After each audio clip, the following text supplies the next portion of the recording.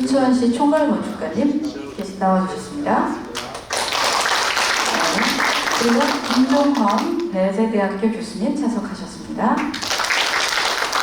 김호정 단국대학교 교수님 참석하셨습니다. 송성우 순천대학교 교수님 참석하셨습니다.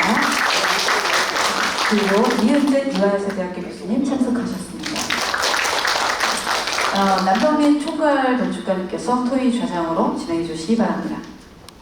네, 네, 반갑습니다. 오늘 제가 그 좌장으로 이제 토의를 하게 됐고요. 조금 이제 시간이 좀 늦어지긴 했지만 오늘 발표해 주신 분들의 어떤 자료를 보고 저희 나름대로 이제 이런 걸 계기로 좀 같이 논의하는 자리가 있으면 되게 좋을 것 같고요. 그리고 저는 여기서 토론한 내용이 뭐 당연히 뭐 이런 짧은 시간에 나온 내용들이 뭔가 당장 뭐 해결책을 내놓는다거나 뭐 명확한 비전을 제시할 수는 없겠지만 그래도 이게 이후에 순천시의 어떤 발전 그리고 원도심의 어떤 활성화 그리고 오늘 큰 주제 중에 하나인 그런 과연 원도심이 활성화되고 순천시가 이제 활성화될 때 그럼 과연 대학은 어떤 역할을 하고 시와 어떤 관계 속에서 상호 발전을 할 것인가 하는 그런 어떤 큰 화두에 대해서 좀 논의할 수 있는 좋은 시간인 것 같습니다. 그래서 오늘 토론은 저희가 뭐 따로 이렇게 한 명 한 명씩 뭐 정하기보다는 자유롭게 우선에 뭐 오늘 발표하신 내용들 보고 좀 본인들이 느꼈었던 생각이나 혹은 뭐 두서없이 그냥 편하게 얘기해 주셔도 좋을 것 같고요. 뭐 특정 주제가 있기보다는 각 발표 내용들 뭐 한강희 교수님, 한동승 교수님, 그리고 박태현 교수님 그리고 토론자시긴 하지만 거의 발표로 해주셨던 그 김정은 교수님의 자료도 제가 어떻게 보면 그 발표라고 생각하고 같이 저희도 이제 논의할 수 있는 어떤 내용이라고 생각이 들어가지고요. 그걸 가지고 같이 좀 논의를 하면 좋을 것 같습니다. 그래서 혹시 먼저 우선 뭐 편하게 얘기해 주실 분들 좀 계신가요? 의견이 있으신가요? 토론대 편하게 얘기해 주시면 좋을 것 같습니다. 네, 우리 자장께서 편하게 얘기하시라고 하면서 계속 저를 쳐다보시죠. 아니요, 제가 좌우를 다 쳐다봤는데. 네, 먼저 뭐 좀 자유롭게 이렇게 토론하시죠. 예, 그 둘이서 엄마들도 제가 첫 번째로 해야 될 것만 같아요. 아니 전혀 아닙니다. 예, 그래서 편하게 그래서 저희는 지금 이 분위기를 저는 약간 그동안 제가 한국에서 토론 어디 가면 제가 제일 싫었던 게 좌장분이 자꾸 한 명씩 순서를 정하더라고요. 그래가지고 순서 정해놓고 한 명씩 말하고 나면 제가 그때 어디 국토부에서 하는 거였는데 17명인데 한 명씩 순서대로 하래요. 그랬더니 17명이 한 명씩 한마디 하니까 끝났어요. 그래서 토론을 하나도 못하고 할 말은 되게 많은데 그래서 전 그게 너무 싫어서 여기서는 좀 자유롭게 격의 없이 하면 좋을 것 같고 저희들이 하는 말이 너무 이상하다 그럼 좌중에서도 그 말은 도저히 동의가 안 된다 그럼 편하게 손들고 네 하면 될 것 같습니다. 네, 알겠습니다. 편하게 먼저 하겠습니다. 예, 뭐 도시 재생의 여러 심포지엄이나 여러 뭐 공청회, 뭐 기타 등등 여러 일들을 봤는데 이번 특히 좀 흥미로웠던 거는 이게 대학 중심, 교육 중심으로 이런 도시 재생 사업과 같이 연계해서 한번 그 계획안들 같이 아이디어를 공유하고자 하는 굉장히 좋은 의미 있는 심포지엄이었습니다. 특히 그 한광야 교수님하고 한동훈 교수님, 박태현 교수님이 발표하신 그 계획 사항들은 너무 그 가슴에 와닿았고요. 특히 박태원 교수님께서 얘기한 광웅대 창업 스타트에 관계된 부분들은 사실 약간 창업 스타트업에 관계된 그런 어떤 타운 조성 계획에 대해서 좀 회의적인 관점을 가지고 있었는데 그게 실천화되고 실패가 되는 상황에서 다시 한번 재구축시키는 시스템이 굉장히 인상이 깊었습니다. 제가 개인적으로 오늘 발표를 들으면서 제가 좀 많이 그러면 우리 순천대학교는 어떻게 해야 될까라는 생각을 해봤는데요. 그 중에 하나가 조금 그 한광야 교수님이 말씀해 주셨던 그 어떤 대학의 기능 이런 것들이 조금 그 주변으로 이렇게 확산되어 가는 관점에 대한 말씀을 해주셨는데 저희가 2014년에 사실은 이 순천대학교에 이렇게 오게 됐었습니다. 그때 처음 순천대학교를 봤을 때 하나가 조금 이상하게 보였던 게 캠퍼스가 없었습니다. 물론 우리는 순천대학교를 캠퍼스라고 부르는데 사실은 캠퍼스가 라틴어에서 온 개념으로 보게 되면 들판이나 필드 또는 파크라는 개념인데 순천대학교 안에는 파크라기보다는 대운동장이 분명히 존재를 했지만은 그런 게 좀 없다라는 생각이 들어서 그런 게 좀 있었으면 좋겠다는 생각을 했는데 대학 자체 내에서는 굳이 그런 것들이 허용 범위가 없다 보니까 아까 한광야 교수님이 말씀하신 것처럼 그것이 대학로 앞에 만약에 그런 어떤 파크나 캠퍼스가 공원화된 개념이 하나가 등장을 한다면 좀 억지로 어떤 프로그램을 통해서 그 대학로 앞이나 또는 대학가의 어떤 역할들이 그 주변을 활성화시킨다라는 어떤 거대 담론보다는 작은 제스처만으로도 정말 그 대학 타운다운 어떤 느낌들이 서로가 상호 보완적으로 이루어질 수 있지 않을까라는 생각을 하나 있었고요.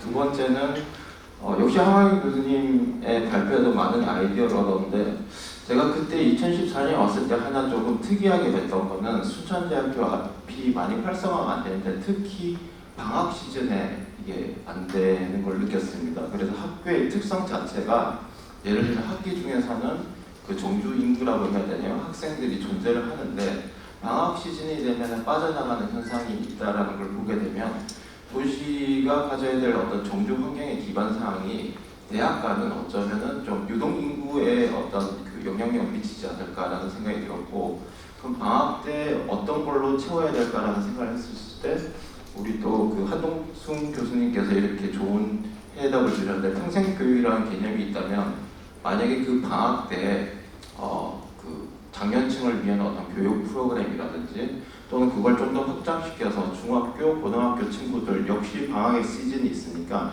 그것이 가장 고등교육 기관인 대학으로 흡수되었을 때 방학이 그 베케이션이 되는 그 상황들을 메꿔준다면은 같이 상생할 수 있지 않을까 하는 생각 두 가지 정도 전 생각해봤습니다.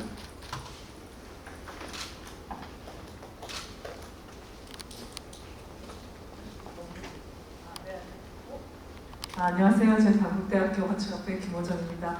오늘 좋은 자리에 초대받아서 좋은 강연을 듣고 여러분들 만날 수 있어서 반갑습니다. 저는 순천에 사실 지난 겨울쯤에 저희가 한번 왔었고 요번이 그러니까 물론 그 이전에는 약간 관광이나 엑스포 보러 오기도 하고 정원 이런 걸로 왔지만 원구도심을 구체적으로 들어보기 시작한 거는 사실 6개월 정도 되었습니다. 순천은 저에게 항상 이제 대부분의 사람들이 비슷할 것 같습니다. 생태도시, 그다음에 교육도시, 그리고 또 하나는 순천에서 많이 슬로건으로 오랫동안 얘기했던 슬로우시티라는 게 굉장히 일반인에게 사실 굉장히 또 큰 울림으로 그때 다가왔던 게 사실입니다. 또 순천은 아무래도 에코시티나 뭐 웰빙이나 웰비스 이런 쪽으로는 확실히 어느 정도 그 대한민국 내에서 저는 분명히 자리를 하고 있다라고 생각을 하고 정원도시의 개념도 그렇고 그런 것들이 지금 현재 어떤 시대적인 어떤 그런 부분하고도 잘 맞아 떨어집니다. 그리고 도심 안에서 어떤 순천 동천이나 남문터 광장이나 이런 재생시설을 만들어 놓은 것들의 그 수준이 그래도 어느 정도 굉장히 좀 높다라는 측면 그쪽 역적으로 창작, 문화 막 이런 것도 굉장히 좋은 이상을 받았습니다. 일단 원구도심이 살기 위해서는 개인적으로 항상 생각하는 거는 일단은 정주 환경이 제대로 이제 개선이 되어서 좋은 시설들이 원구도심이 있어야지 아파트 때문에 어쩔 수 없이 외곽에 사는 사람들도 시내에 들어와서 거기 있는 시설들을 이용을 하는 것 같습니다. 그래서 원구도심은 어떤 도시의 문화적 자부심과 모든 것들이 이렇게 집약된 어떤 도시의 아이덴티티를 얘기해 줄 수 있는 그런 식의 원구도심이 돼야 된다고 생각을 하는데요. 그나마 순천시는 그 시청을 시내 안에 같이 만드는 게 굉장히 저는 좋은 어떤 출발점이라고 생각을 합니다. 그리고 또 한 가지 이제 좀 생각을 해보면 캠퍼스 타운이나 대학 교육의 중심으로서의 순천과 연계해서 제가 좀 생각해 볼 수 있는 거는 헬싱키에 오디라는 도서관이 있습니다. 그래서 기회 될 때 말씀을 많이 드리는데 그게 헬싱키 도서관 100주년을 기념해서 만든 도서관인데요. 이제 공모 과정에서 건축가 같은 전문가들이 다 뽑은 게 아니라 시민들이 다 투표를 통해서 그 작품을 골랐고 오디라는 그 제목도 공모에 의해서 만들어진 겁니다. 근데 이 도서관의 특징이 굉장히 큰 광장을 면하고 있고 1층은 거의 카페테리아하고 광장을 바라볼 수 있는 큰 내부의 거실 같은 그런 느낌이고 2층은 도시 사람들의 모든 취미 생활을 다 같이 할 수 있는 온갖 기기들이 있는 곳입니다. 그래서 저희가 많이 얘기하는 메이커 스페이스 같은 것도 거기 있고요. 재봉을 좋아하는 사람들을 위한 재봉틀 기기, 그 다음에 3D 프린터, 각종 플런터, 컴퓨터, 그 다음에 모든 종류의 악기가 거기 다 있습니다. 그래서 어떤 식의 악기든 거기서 빌려서 방음 시설이 되는 곳에서 음악을 연주할 수가 있는 거예요. 그러니까 다 이제 예약을 하고 그래서 어른을 위한 놀이터 같은 느낌, 아이부터 어른까지 모든 시민들이 원하는 대로 와서 굳이 이렇게 저희는 이제 뭐 악기 같은 거 연주를 해도 방음실을 따로 돈 내면서 하고 작곡하는 친구들 다 그러거든요. 그러니까 그런 시설들을 이제 한꺼번에 집약적으로 2층은 완전히 그런 거고요. 3층이 이제 도서관인데 뭐 장소가 양이 많고 이런 게 아니라 사람들이 정말 도시의 거실처럼 사용할 수 있는 굉장히 큰 공간이거든요. 위에서 빛이 많이 떨어지고 거기도 테라스로 나가면 도시를 내려볼 수 있는 플랫폼이 될 수 있고 그래서 그런 식의 도서관이라든가 공공시설 그 다음에 이제 순천대가 도심 외곽으로 만약에 일부 시설을 도심에서 이렇게 오퍼레이션을 하시면서 뭔가를 할 수 있을 것 같고 기숙사 같은 경우는 사실은 보스턴은 캔들 스퀘어 쪽에 바이오 그 집약도 있지만 또 하버드나 MIT 같은 데들이 학교 주변에 부동산을 굉장히 토지를 굉장히 매입을 많이 해서 사실 보스턴의 큰 손이 사실 학교들입니다. 그러면서 장기적으로는 그 집가의 상승으로 인해서 학교들은 자산을 굉장히 가치 높은 자산을 보유를 하게 되는 거고요. 그 다음에 이제 지역을 굉장히 활성화시키는 그런 역할을 하고 있습니다. 그래서 MIT 같은 경우는 기존의 그 바사 스트릿이라고 굉장히 좀 공장도 좀 많이 있고 그래서 케임브리지 쪽에 안 좋았던 지역인데 거기 지역들에다가 기숙사도 계속 짓고 있고 그 다음에 이제 건축가 건물 같은 경우는 굉장히 오래된 창고 건물, 또는 웨어하우스를 지금 리모델링 중입니다. 새롭게 해서 건축가도 그쪽으로 이사를 할 예정이라서 그런 식으로 여러 가지, 그러니까 두 마리 토끼를 한꺼번에 잡는 거죠. 그런 식으로 해서 도시 재생도 하고 그 다음에 지역 자기네들의 어떤 자산 가치도 올리는 막 그런 식의 것들을 계속을 하고 있습니다. 순천시에 이제 요새 좀 제안드리고 싶은 것은 관계인구 늘리기 막 이런 것들을 얘기를 하고 있는데 일회성의 관계인구 늘리기는 그렇게 지속성이 없어서 제 생각에는 초중 고등학교 대학교에 이렇게 교환 학생 같은 것들 한 학기 정도나 몇 주 정도의 교환 것들을 많이 만들어 보면 어떨까 좀 그런 생각도 그런 생각을 좀 해보았습니다. 그래서 아무래도 다른 대학교 학생이 와서 여기서 그냥 뭐 한 달 살기 같은 걸 많이 하지만 한 학기 살기 이런 프로그램 만들어서 좀 숙소도 제공을 해주면은 저는 충분히 가능성이 있을 거라고 생각합니다. 그래서 학종 교화만 제대로 되면은 서로 다른 지역을 이해하고 뭔가 새로운 거를 알 수 있는 그런 기회가 될 것 같아서 좋지 않을까 이런 생각이 좀 들었고요. 그 다음에 약간 순천 그 정원이 국가 정원이라는 용어가 들어가면 저 같은 경우는 좀 약간 거리감이 더 느껴지는 것 같아요. 국가라는 용어 자체에 대해서. 그래서 아까 국가 정원인데 일반 소시민들도 국가 정원에 대해서 뭔가 애착감을 가질 수 있게 국가 정원의 일부를 약간 가상으로라도 뭐 분양해 주거나 내지는 누군가가 내가 거기 가도 나의 정원이 있다 뭔가 이렇게 좀 뭔가 서로 이렇게 연결고리를 만들 만한 그런 프로그램을 만들어 것도 좀 좋지 않을까 뭐 이런 생각이 들었습니다. 그래서 순천에서 뭔가 교육과 정원, 생태 이런 걸 가지고 또 생각해 보면은 서울에 있는 소셜 벤처들이 서울 안에서 일하다가 순천 같은 데에 만약에 제2, 세컨드 자기네 회사가 있다 내지는 뭐 이렇게 워케이션을 할 수 있을 만한 공간이 있다 이러면 주기적으로 내려올 수 있는 뭔가가 만들어질 수 있을 것 같거든요.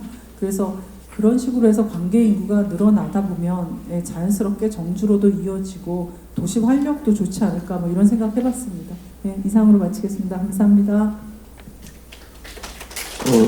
저는 굉장히 좋은 말씀해 주신 것 같은데 정말 생각이 좀 많이 비슷한 부분이 있고 한 번만 더 강조하려고 말씀을 드리는 건데 그게 두 가지 아젠다가 존재를 하는데 순천시에 그러면 이제 생태라는 게 하나가 확실히 존재하고 지금 우리 교수님 말씀하신 것좀 교육인데 제가 앞서 부연성을 정확하게 못 드렸는데 사실 이게 굉장히 고리타분한 개념인 거죠. 이미 순천시는 생태 수도라는 걸 천명을 했고 교육이라는 것도 전 지자체가 교육 중심인데 실질적으로 근데 사실 순천은 예전에 순천고등학교나 미평준화 지역에서 교육열이 가장 높은 곳으로도 사실은 정말 그 지표상으로도 굉장히 유명합니다. 근데 이 두 가지가 어쩌면은 아이템 자체가 식상할 수 있지만은 이걸 진실되게 풀어낸다면 예를 들면은 생태 수도인데 작년에도 이렇게 국가도시정원이 굉장히 큰 성공을 거뒀습니다. 근데 제가 보기에는 도시 계획적 관점에서는 집약된 구심점이 분명히 존재를 했죠. 정원과 습지. 하지만은 이 시 자체가, 순천시 자체가 정말 생태로 구성이 돼 있는가에 대한 부분에 있었을 때, 예를 들면은 지금 이 자리에서 과연 그만한 그 생태라는 어떤 친환경이라는 파급력을 느낄 수 있는가, 또는 순천 IC에서 들어왔을 때 그런 걸 느낄 수 있는가. 반드시 순천만 정원에 가야 된단 말이죠. 그러니 그 아젠다 자체가 그게 있다면 대학 앞에서도 또는 다른 어떤 프로그래밍에서도 그런 생태라는 개념이 들어와야 되고, 앞에서 제가 말씀드린 게 그 캠퍼스 즉 필드가 없다, 파크가 없으니까는 대학로 앞에다 그것을 하나 좀 설치를 했으면 좋겠다라는 거는 단지 대학로 자체에 대한 그 활성화 계획이 아니라 그 전체 생태 수도라는 큰 개념 안에서 여러 가지가 이렇게 스프레드 아웃돼야 되는 부분이 있다라는 걸 전 한 번 더 말씀드리고 싶고, 아까 교육적인 부분에서도 말씀드렸었는데 모토 자체가 생태 수도가 있기 전에 사실은 순천은 또 교육의 도시라는 어떤 비평준화 지역에 순천고등학교 학생이나 여고 학생들이 많이 좋은 우수한 서울의 학교를 가는 어떤 교육률이 굉장히 높은 학교였는데 이게 평준화되면서 사라졌다는 거죠. 그 개념 자체가. 근데 다시 만약에 대학을 중심으로 해서 초중고가 같이 연합해서 이것들을 다시 예전 거지만은 불러 들어와서 활성화시킨다면은 다른 지자체에서 얘기하고 있던 친환경, 교육 이런 것들에 보다는 조금 더 진솔되고 진실되게 중소도시가 갖출 수 있는 어떤 파급력을 가질 수 있지 않을까라는 생각을 말씀을 한 번 더 드리고 싶습니다.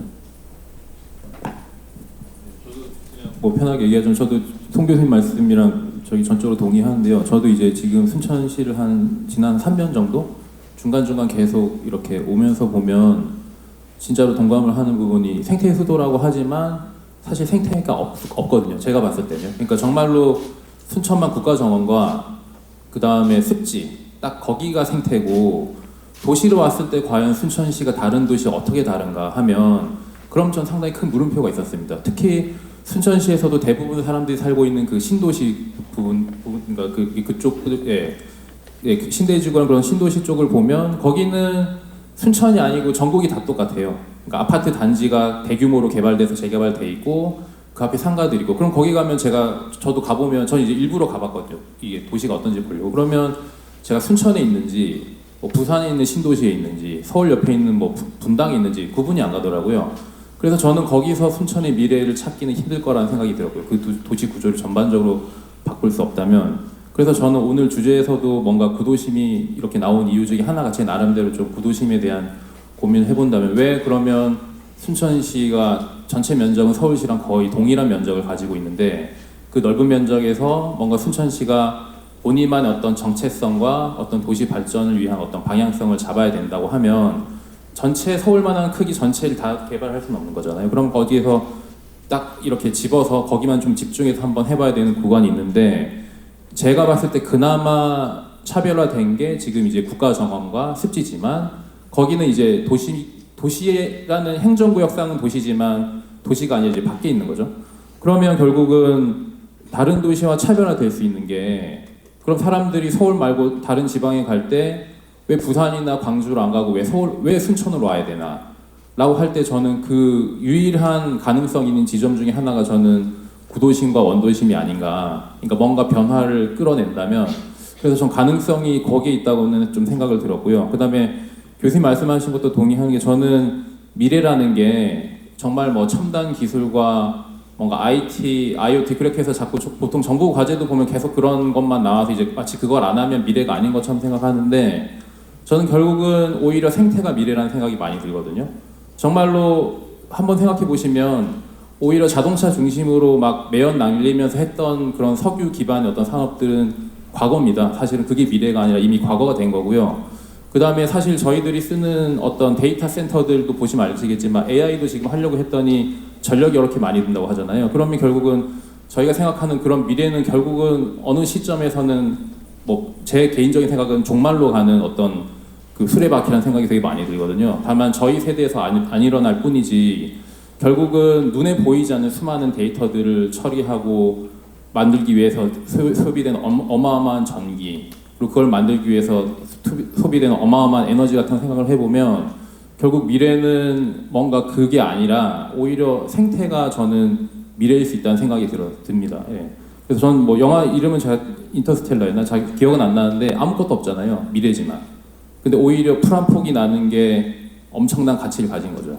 기술보다 석유 한 방울보다 땅에서 풀 한 폭이 나는 게 큰 가치가 되기 때문에 저는 순천이 진짜 말씀하신 것처럼 진정한 의미의 생태 도시를 원도심에 만든다.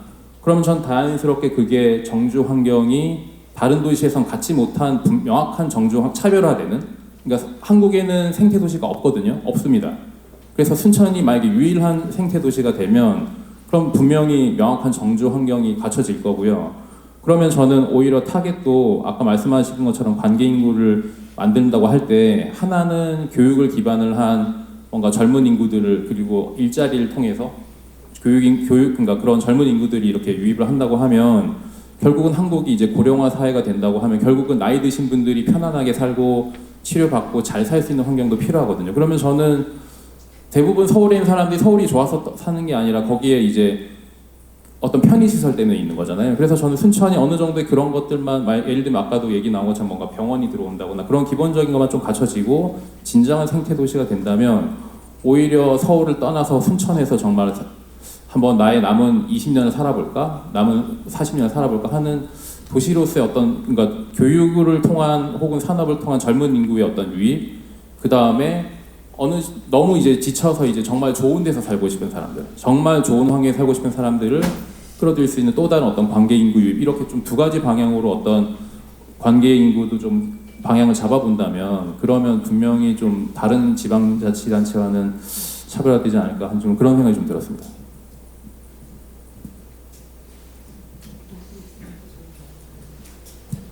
예, 안녕하세요. 이화여자대학의 이은재라고 합니다. 저는 사실 이번이 순천에 처음 온 거고요. 이렇게 어려운 자리에 초대해 주셔서 고맙면서도 어떻게 말씀을 드려야 될지 잘 모르겠습니다. 저는 전공이 건축도 아니고 도시계획이 아니라 수학입니다. 근데 제가 이제 이화여대에서 맡고 있는 일은 저희가 그 이화창의센터라고 해서 그 20년 전부터 시작한 사업이 있어요. 그게 지자체하고 같이 하는 사업인데요. 어떻게 시작이 되었었냐면은 저희 수학과 은사님께서 이공계 졸업생들이 이제 결혼을 하면서 경력이 단절이 되자 너무 그렇게 쉬고 있는 게 좀 아깝고 그렇게 대학에 가서 열심히 공부했는데 아이만 보고 있는 게 조금 안타깝다 생각이 드셔서 와이즈맘이라는 프로그램을 만드셨어요. 그래서 그 졸업생들이 이제 자기가 자연과학 전공한 사람들이 다시 그 공부를 하면서 자녀들한테 가르쳐주는 그런 모든 프로그램을 만드셨어요. 그래서 그렇게 해서 그게 좀 확산이 됐다가 어느 순간에 그 다음 해 2004년에 이제 이화창의센터가 만들어지면서 생활과학교실이 만들어졌고요. 그게 이제 영등포구에 처음으로 이제 시범 사업이 되었어요. 그렇게 해서 이제 지자체로 해서 영등포구, 뭐 은평구, 마포구, 용산구, 여러 금천구 해서 경기도에는 파주시까지 해서 7군데를 지금까지 지금 운영을 하고 계시고 거기서 이제 대상이 이제 달라졌어요. 이제 일반 초등학생뿐만 아니라 장애인들 위한 프로그램도 만들고 자연과학을 가르쳐주는 그런 프로그램을 가르치고 또 소외된 학생들이나 또 다문화 가정의 학생들을 대상으로 하는 그런 프로그램을 만들어서 계속 운영하고 계세요. 이제 다른 분이 하고 계시죠. 지금 조경수 교수님께서 하고 계십니다. 제가 맡고 있는 일은 이제 이화창의센터가 2016년에 영등포구로부터 이제 융합인재교육센터를 만들 테니까 위탁을 해달라고 부탁을 받아서 저희 선배님이 선배 센터장님께서 그걸 받으셔서 이제 계속 운영을 하시다가 제가 올해 처음으로 이제 발령받아서 이제 이어서 하고 있는데요. 굉장히 잘 되고 있어요. 그러니까 일단 무료이고 그다음 최신 시설을 가지고 하고 있는데 내용은 이제 스템 기반을 한 교육에다가 IT까지 합쳐서 저희가 갖고 있는 것이 2016년부터 드론 교육 수업도 하고 3D 프린터 수업도 하고 또 코딩 수업도 하고 있고 코딩 메이커 그 다음에 이제 중학생을 대상으로 해서 파이썬 교육도 하고 있고요. 그러니까 앞에서 말씀드린 그 몇 가지 수업은 다 초등학생을 대상으로 하는 수업이고 그 다음에 이제 고등학생을 대상으로 해서는 여름 특별 프로그램으로 그러니까 특별 프로그램이 아니라 이제 진로 프로그램으로 해서 특강식으로 해서 저희가 올해부터 이제 그 전문가를 초빙해서 이제 특강을 하고 있는데요. 이런 사업이 원래는 이제 2016년에 영등포 별관 2층에 있는 작은 뭐 그렇게 작은 건 아니지만 40평짜리 그 공간에서 하다가 이제 지난 가을에 확대를 해서 저희 지금 큰 공간을 제공해 주셔서 지금 100평의 공간에서 지금 일을 하고 있고요. 저희가 이제 그 융합 인재를 키우기 위해서 매달 그러니까 매 학기 그러니까 저희 학기는 이제 봄, 여름, 가을 학기고 학기마다 새로운 교재를 만들어서 그 또 이제 주로 주제가 SDG를 주제를 가지고 이제 교재를 새로 만들어서 매번마다 업그레이드 시켜가면서 하고 있어요. 근데 수업료는 무료고 이제 재료비만 저희가 조금 받고 그러고 있어요. 근데 어머니들이랑 학생들의 반응이 너무 좋아서 저희가 이제 계속 늘어가는 추세고 그 다음에 이제 외부에 나가서 저희도 강의를 하는데요. 그러니까 영등포구 안에 있는 초등학교나 중학교에서 신청하는 학급에 이제 2시간씩 인공지능에 대한 수업을 하고 있어요. 그래서 작년까지는 20학급만을 이제 신청을 받았는데 올해부터는 30학급을 신청을 받아서 운영을 하고 있습니다.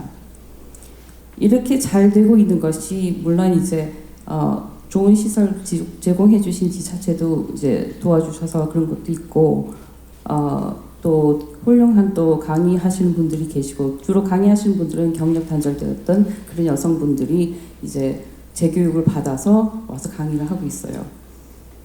그렇게 보면은 그 재원들을 이제 재활용을 하고 있는 그런 셈이죠. 그리고 중등생을 위한 파이썬 교육의 경우는 이제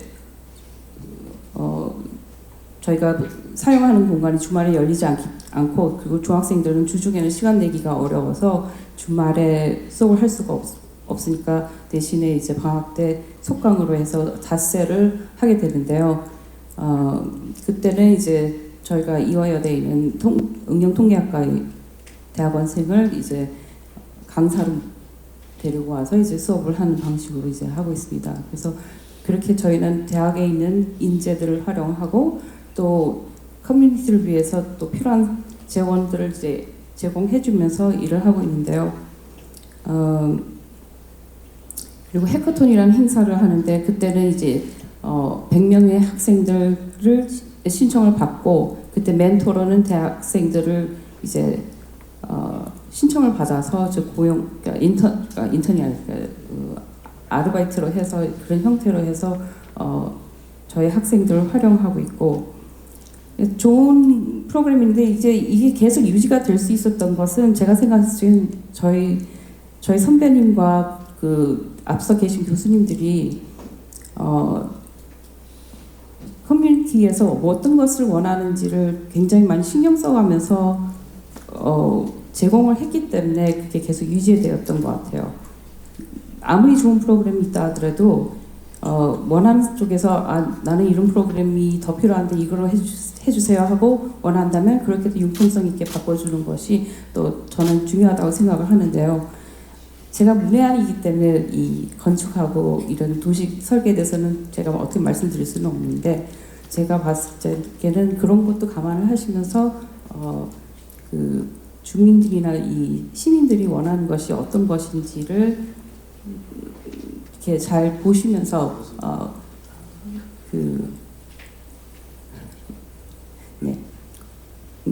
결정하시는 게 좋을 것 같다고 생각합니다. 네. 그 교수님 예, 자유롭게 하는 거긴 하지만 교수님께서 또 한번 해주시면 예, 자유시면 네, 한번 해주시면 좋을 것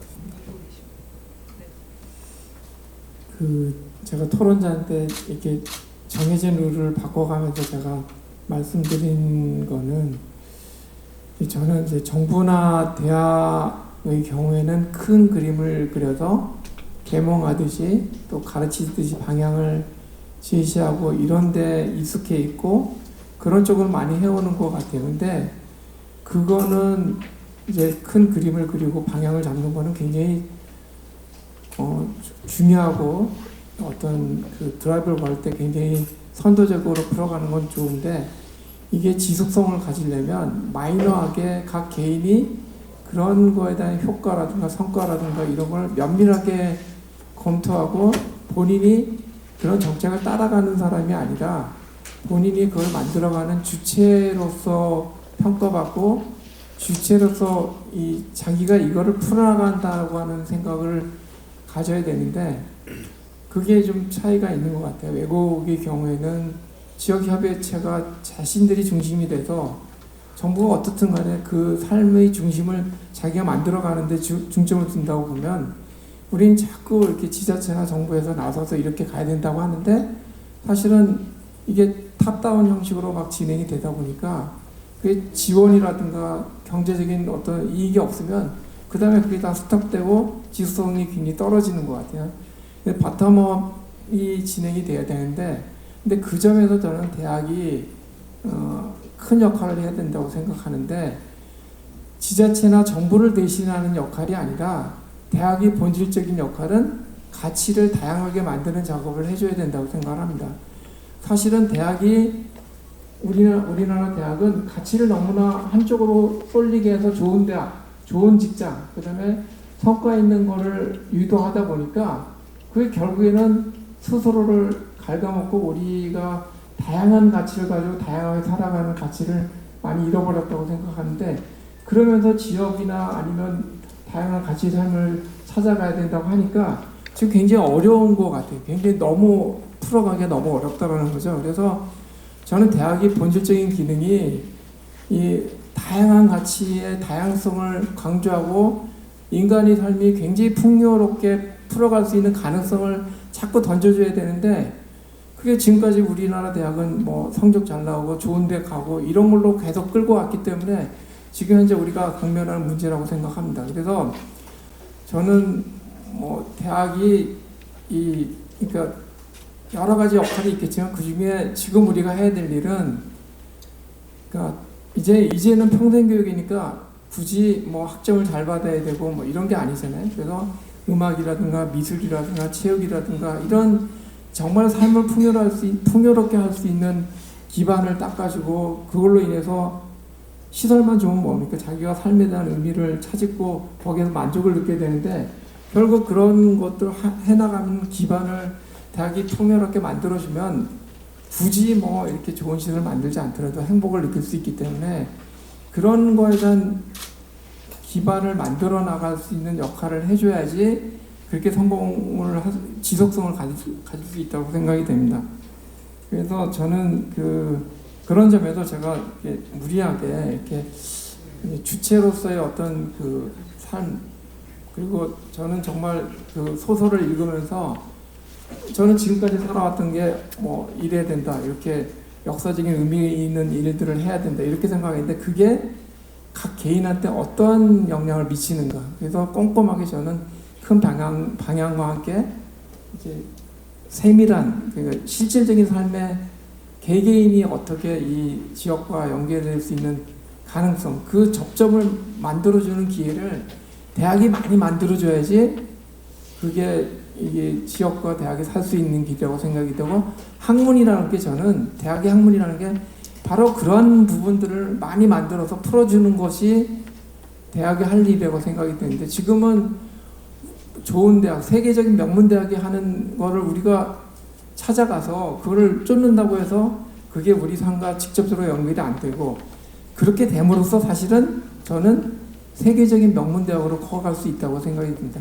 순천이 필요하고 우리 삶에 정말로 진실되게 요구하는 것들을 찾아 나가서 그걸 학문적인 체계로 만들어 가야지 갈 때 순천대학이 세계적인 대학이 되고 순천시가 다른 데서 찾지 못하는 새로운 삶에 대한 다양성을 만들어가는 대학으로 만들어갈 수 있다고 생각이 됩니다.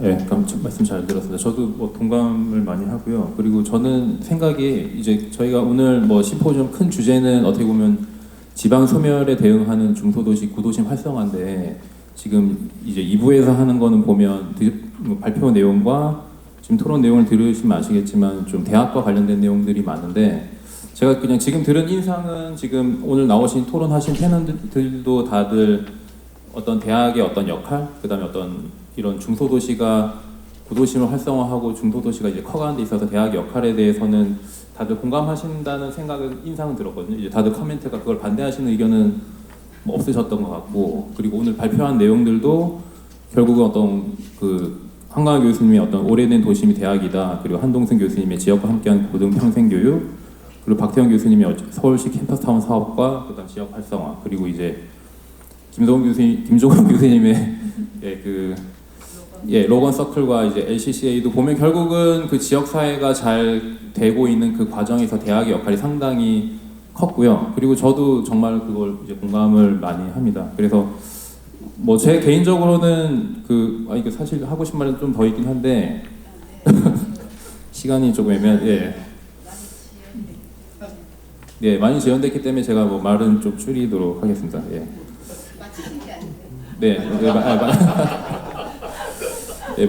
마치려고 하는데요. 근데 저는 그냥 크게는 두 가지로 봐야 될 것 같긴 합니다. 이제 공간 구성에 대한 것들은 오늘 이제 얘기는 별로 안 나왔지만 저는 이런 소프트웨어적인 것과 대학의 어떤 공간 구성적인 부분. 그래서 예를 들면 아까 한강호 교수님이 예로 드셨던 부분들이나 그런 것들은 보면 캠퍼스 구성이 한국과는 되게 다르거든요. 그러니까 이게 담을 쳐놓고 그 안에 가둬놓고 여기는 바깥. 그게 아니라 그 경계가 완전히 허물어져 있기 때문에 가다 보면 여기가 학교 건물이고 또 가다 보면 여기가 민간 건물이기 때문에 자연스럽게 대학의 공간이 그대로 말씀대로 그런 캠퍼스 공원이 있다면 대학의 공원이 그대로 시민의 공원이 될 수 있는 그런 물리적 여건이 조성이 되어 있습니다. 그렇다면 당연히 그건 접근도 훨씬 좋겠죠. 그래서 저는 그 두 개가 같이 갈 수 있는 어떤 방안을 차후에 계속 이런 토론을 통해서 좀 답을 찾아가면서 순천시가 어떤 한국 전체에서의 어떤 되게 정말 성공적인 중소도시로서의 어떤 성공한 모델이 될 수 있도록 기원을 하면서 더 길게 안 하고 말씀을 마치도록 하겠습니다. 진행해주신 남정민 저희 총괄건축관님 감사하고요. 오늘 토론을 준비해주신 5분의 토론자들도 감사드리고 주제 발표를 해주셨던 3분의 발표자님께도 정말 감사의 말씀드립니다. 오늘 정말 긴 시간이었는데 하나도 놓치고 싶지 않은 내용들이었던 것 같습니다. 온라인과 오프라인을 통해서 생중계로 심포지움이 진행되었는데요. 많은 분들이 들었을 거라 생각을 하고 이후 많은 것들이 반영이 됐기를 바라는 마음입니다. 오늘 이야기됐던 것들은 추후 정책화 나가는 데 밑거름이 될 것으로 분명 보여집니다. 다양한 의견 수렴을 통해서 소통의 장을 더 많이 만들 수 있도록 할 것임을 약속을 드리고요. 긴 시간 동안 함께 해주셔서 정말 감사합니다. 제가 제일 고생한 것 같고요. 돌아가시는 길 안전한 귀갓길 되시길 바랍니다. 이상으로 마치겠습니다.